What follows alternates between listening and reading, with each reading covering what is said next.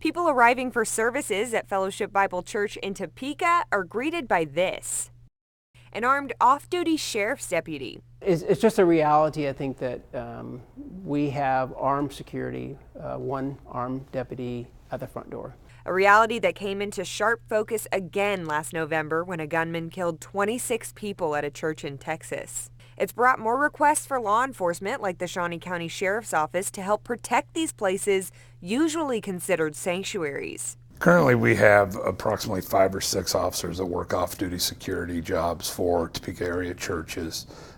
That detail could include anything from overall site security to parking lot enforcement, overwatch of the parking lots to ensure safe travels to and from the church. What's the advantage of that versus their presence?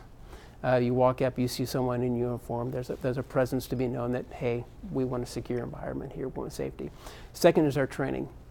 The training that a law enforcement person brings in, an off-duty law enforcement brings in, they know how to respond to crisis situations. They've been trained in de-escalation techniques. But it can be tough to take steps to keep people out when your mission is to welcome people in, explains Ted Ensley, president of church council at First Lutheran Church in Topeka. We need to balance that, still have the open arms or the open thing in the church, but at the same time, you have to have those security measures the day we live in, and that's what we're looking at. And it's why many church leaders expect it's a conversation more congregations will have in the future. Armed security, like an off-duty officer, that's an expense that some churches can't afford.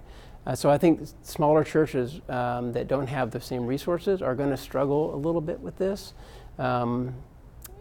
It puts them in a difficult situation. It's a question of how to best protect lives while saving souls. Sometimes the volunteers or the untrained person may automatically jump to using force. Law enforcement officers realize and are trained that the use of force is a last resort. Erica Hall, 13 News.